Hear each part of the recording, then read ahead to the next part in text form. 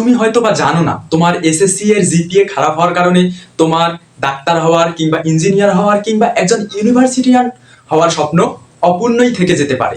কলেজে ভর্তি হওয়ার সময়, ইউনিভার্সিটিতে এডমিশন টেস্ট দেওয়ার সময়, মেডিকেলে ভর্তি পরীক্ষার আবেদন করার সময় যখন দেখবা যে তোমার জিপিএ কম বলে তুমি ভালো কলেজে এডমিশন হতে পারতেছো না, কিংবা মেডিকেলে এডমিশন টেস্টের জন্য অ্যাপ্লিকেশন করতে পারতেছো না, কিংবা অ্যাপ্লিকেশন করলেও তোমার মার্ক কম আসবে, কিংবা তোমার ঢাকা ইউনিভার্সিটির এডমিশন টেস্টের মেরিট লিস্টের যে স্কোর সেই স্কোর কম আসবে, বুয়েটে এক্সাম দিতে পারতেছো না, ঠিক তখনই বুঝতে পারবা যে এসএসসি এর জিপিএ কেন সোনার হরিণ। তাই তোমরা যারা নবম দশম শ্রেণীতে আসো কিংবা এসএসসি ক্যান্ডিডেট আসো, তোমরা দাঁত থাকতে দাঁতের মর্ম বুঝতে হলে ভিডিওটা দেখে নাও। SP Chandra from Shaheed Ziaur Rahman medical college. নবম দশম ও এসএসসি ক্যান্ডিডেট স্টুডেন্ট, তোমরা যারা গ্রামে থেকে পড়ালেখা করো, এসএসসির জিপিএ ও মার্কের উপর কখনো ফোকাসই করো না। কারণ কি, তোমরা যে শিক্ষামূলক ভিডিওগুলো আছে সেই ভিডিওগুলো দেখতেই চাও না। তোমরা রিলস, বিভিন্ন ধরনের নাটক, কৌতুক এই ভিডিওগুলো দেখেই তোমাদের সময়গুলো নষ্ট করো।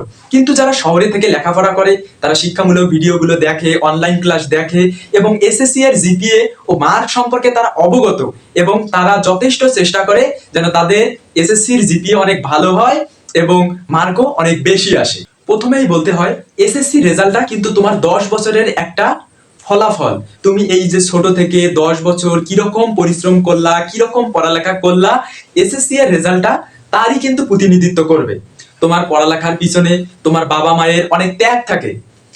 তো তোমার যদি এসএসসি এর জিপিএ ভালো আসে, তুমি যদি প্লাস পাও বা গোল্ডেন প্লাস পাও বা বৃত্তি পাও, সেক্ষেত্রে তোমার যেমন ভালো লাগা কাজ করবে, তার থেকেও বেশি ভালো লাগা কাজ করবে কিন্তু তোমার বাবা মায়ের। তোমার বাবা মা অনেক খুশি হবে, তোমাকে নিয়ে গর্ব করতে পারবে। দ্বিতীয়তে যে বিষয়টা আসে সেটা কিন্তু অত্যন্ত গুরুত্বপূর্ণ, কি হলো কলেজে ভর্তি হওয়া। তো তোমার এসএসসি এর জিপিএ ও মার্কের উপরে নির্ভর করে যে তুমি কোন কলেজে ভর্তি হতে পারবা কি কোন কলেজে ভর্তি হতে পারবা না। তোমার এসএসসি এর জিপিএ যদি ভালো থাকে, তোমার যদি মার্ক ভালো থাকে, সেক্ষেত্রে তুমি একটা ভালো কলেজে ভর্তি হতে পারবা। আর ভালো কলেজ কেন গুরুত্বপূর্ণ? তোমার এইচএসসি তে ভালো রেজাল্ট করা এবং নিজেকে এডমিশন লাইফের জন্য প্রস্তুত করার জন্য কিন্তু ভালো কলেজের কোনো বিকল্প নাই। কেননা তোমরা যদি নিউজগুলো দেখো তাহলে দেখবা যে এই কলেজ থেকে এতগুলো বুয়েটে চান্স পেয়েছে, এই কলেজ থেকে এতগুলো মেডিকেলে চান্স পেয়েছে, এই কলেজ থেকে এতগুলো ভার্সিটিতে চান্স পেয়েছে। এই কলেজগুলো কি অনেক স্বনামধন্য কলেজ।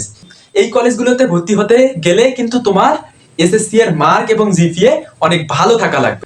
ঢাকা এবং ঢাকার বাইরে যে স্বনামধন্য কলেজগুলো আছে সেই কলেজগুলোতে ভর্তি হতে হলে কিন্তু তোমার জিপিএ 5 মাস্ট থাকতেই হবে। শুধু জিপিএ 5 থাকলেই কিন্তু তুমি সেই কলেজগুলোতে চান্স পাবা না। এরপর দেখা হবে তোমার মার্ক কত।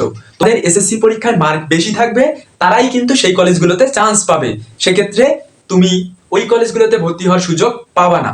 এছাড়া বিভাগীয় যে সরকারি কলেজগুলো আছে বা স্বনামধন্য কলেজগুলো আছে সেই কলেজগুলোতে ভর্তি হওয়ার জন্য তোমার জিপিএ 5 তো মাস্ট লাগবেই, সাথে তোমার এসএসসি এর স্কোর লাগবে, যে টোটাল স্কোর কত আছে। অধিকাংশ জেলা যে সরকারি কলেজগুলো আছে সেই কলেজগুলোতেও দেখা যায় যে জিপিএ 5 লাগে। বিশেষ করে যদি তুমি সায়েন্সের স্টুডেন্ট হও সেক্ষেত্রে তোমার জিপিএ 5 প্রয়োজন হয় বেশিরভাগ কলেজগুলোতেই। তবে আর্টস বা কমার্সের ক্ষেত্রে একটু কম পয়েন্টেও চান্স পাওয়া যায়।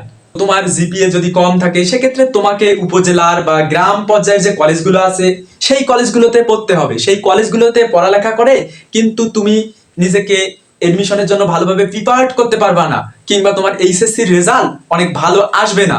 সেক্ষেত্রে তোমার একটা সমস্যার মধ্য দিয়ে যেতে হবে। তোমরা যারা বড় হয়ে স্বপ্ন দেখো ডাক্তার হয়ে মানুষ সেবা করার, তারা কি জানো ডাক্তার হওয়ার জন্য এসএসসি এর জিপিএ 5 কতটা গুরুত্বপূর্ণ? ডাক্তার হওয়ার জন্য এসএসসি এর জিপিএ 5 কেন এত গুরুত্বপূর্ণ, এই বিষয়টি জানতে হলে আমাদেরকে প্রথমেই মেডিকেল এডমিশন টেস্টের প্রসেস সম্পর্কে একটু জানতে হবে। একজন স্টুডেন্টকে ডাক্তার হওয়ার জন্য তাকে মেডিকেল এডমিশন টেস্ট দিয়ে মেডিকেলে চান্স নিয়ে মেডিকেলে পড়াশোনা করার পর তাকে ডাক্তার হতে হয়। তো এই মেডিকেল এডমিশন টেস্ট সম্পর্কে আমার ইউটিউব চ্যানেলে অনেক ভিডিও দেওয়া আছে, আপলোড করা আছে। তোমরা যদি প্লে লিস্টে যাও সেক্ষেত্রে একসাথে ভিডিওগুলো পেয়ে যাবা। এখানে এসএসসি এর জিপিএ এর গুরুত্বটা দেখানোর জন্যই আমি জাস্ট একটু আলোচনা করব। মেডিকেল এডমিশন টেস্টের স্কোর হচ্ছে 200 মার্ক, এটা হচ্ছে মেরিট স্কোর। এই মেরিট স্কোরের 200 মার্কের মধ্যে তোমার এমসিকিউ এক্সাম হবে 100 মার্কের উপর এবং তোমার এসএসসি প্লাস এইচএসসি এর জিপিএ মিলে মার্ক থাকবে 100 মার্ক। তো এই 100 মার্কের মধ্যে তোমার এসএসসি এর জিপিএ এর জন্য থাকবে 50 মার্ক এবং এইচএসসি এর জিপিএ এর জন্য থাকবে 50 মার্ক। মেডিকেল এডমিশন টেস্টের ক্ষেত্রে তুমি দেখলা যে তোমার এসএসসির জিপিএ এর উপর মার্ক থাকে 50 মার্ক। তো এই 50 মার্ক কিভাবে আসে? দেখো, তুমি এসএসসি তে যদি 5.00 পাও, সর্বোচ্চ পয়েন্ট কিন্তু 5.00, তো এই 5.00 যদি তুমি পাও সেক্ষেত্রে তোমার মার্ক আসবে 50 মার্ক। তো তুমি যদি 1.00 পাও সেক্ষেত্রে তোমার পয়েন্ট আসবে 50 ডিভাইডেড বাই 5, ক্যালকুলেশন করলে 10 মার্ক। তো এখন তুমি সর্বোচ্চ পয়েন্ট 550 এর পরিবর্তে ধরো 4 পাইলা, 4.00, সেক্ষেত্রে তোমার মেডিকেল এডমিশন টেস্টে 50 মার্কের মধ্যে কত মার্ক আসবে? দেখো, সেক্ষেত্রে তোমার 10 ইন্টু 4 ক্যালকুলেশন করলে 40 মার্ক আসবে। 40 মার্ক মানে বুঝো, তুমি 10 মার্ক কম পাবা রেজাল্টের উপর।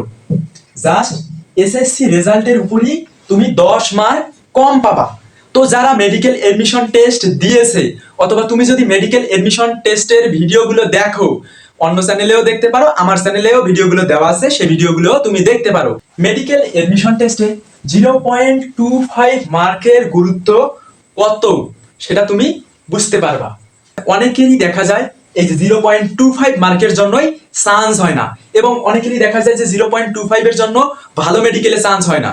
মেডিকেল এডমিশন টেস্ট সম্পর্কে এবং এইচএসসির একাডেমিক পড়ালেখার বিষয় সম্পর্কে জানতে চাইলে অথবা ভালো একটা গাইডলাইন পেতে চাইলে ভিডিওর প্রথম কমেন্টে দেওয়া লিংকের মাধ্যমে টেলিগ্রাম গ্রুপে যুক্ত হয়ে যেতে পারো, এবং আমার এই ইউটিউব চ্যানেলটিকে সাবস্ক্রাইব করে বেল বাটনে ক্লিক করে রাখতে পারো। আবার দেখবা যে মেডিকেল এডমিশন টেস্টের ক্ষেত্রে তুমি অনেক ক্ষেত্রে আবেদনই করতে পারবা না, কেননা তোমার কিছু শর্ত দেওয়া থাকে।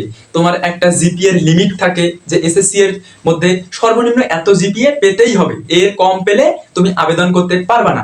এছাড়া তোমার বায়োলজির একটা জিপিএ দেখবে যে এত জিপিএ থাকলে তুমি আবেদন করতে পারবা, এর কম থাকলে আবেদন করতে পারবা না। এই বিষয়গুলো আমার চ্যানেলে দেওয়া আছে, তোমরা একটু দেখে নিতে পারো। অনেকেই ছোটবেলা থেকে স্বপ্ন দেখে ঢাবিয়ান হওয়ার। তো ঢাকা ইউনিভার্সিটিতে ভর্তি হওয়ার জন্য তোমার এসএসসি এর জিপিএ অনেক গুরুত্ব আছে। তো এইটা বোঝার জন্য ঢাকা ইউনিভার্সিটির এডমিশন টেস্ট সম্পর্কে আমাদেরকে একটু জেনে নিতে হবে। তো দেখো, ঢাকা ইউনিভার্সিটি এডমিশন টেস্টের মেরিট স্কোর হচ্ছে 120 মার্কস। তো এই 120 মার্কের মধ্যে তোমার এক্সাম হবে, অর্থাৎ এমসিকিউ এক্সাম হবে প্লাস রিটেন এক্সাম হবে 100 মার্কের উপর। তো আর কত মার্ক থাকে? 20 মার্ক থাকে। এই যে 20 মার্ক থাকে, এই 20 মার্ক আসবে তোমার এসএসসি ও এইচএসসি এর জিপিএ এর উপর। এই 20 মার্কের মধ্যে তোমার 10 মার্ক থাকবে এসএসসি এর জিপিএ এর উপর, আর 10 মার্ক থাকবে এইচএসসি এর জিপিএ এর উপর। ঢাকা ইউনিভার্সিটিতে দেখলাম যে এসএসসি এর জিপিএ এর উপর 10 মার্ক থাকে। তো এই 10 মার্ক কিভাবে ক্যালকুলেশন করা হয়? দেখো, তোমার এসএসসি সর্বোচ্চ জিপিএ কত? 5.00। তো কেউ যদি 5.00 পায় সেক্ষেত্রে সে 10 মার্ক পায়, অর্থাৎ 1 পয়েন্টের জন্য 2 মার্ক করে থাকে।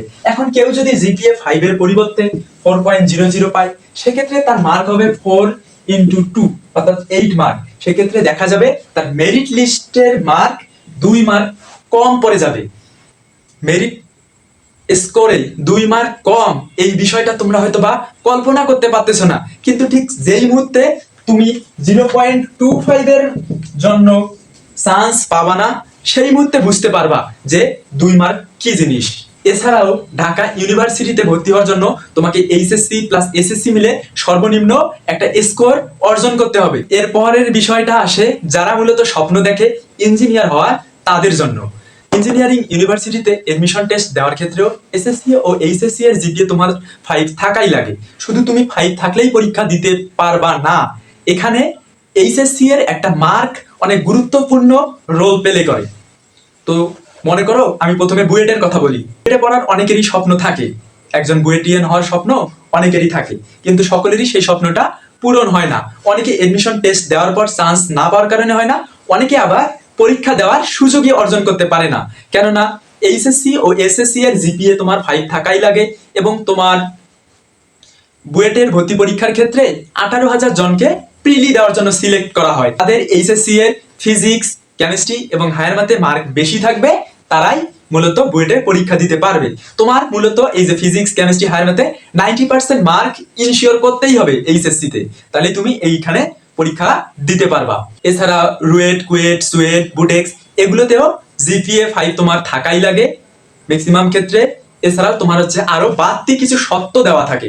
তো এই বিষয়গুলো জানতে চাইলে তোমরা ভিডিওর প্রথম কমেন্টে দেওয়া টেলিগ্রাম গ্রুপের লিংকের মাধ্যমে টেলিগ্রাম গ্রুপে যুক্ত হয়ে যেতে পারো, তাহলে তোমরা এই বিষয়গুলো সম্পর্কে জানতে পারবা। এবং তোমরা আমার এই ইউটিউব চ্যানেলটিকে সাবস্ক্রাইব করে বেল বাটন করে রাখতে পারো, সেক্ষেত্রে তোমরা এডুকেশনাল বিষয়ে অনেক হেল্প পাবা। তোমাদের সকলের জন্য শুভকামনা রইল। Thanks for watching my video.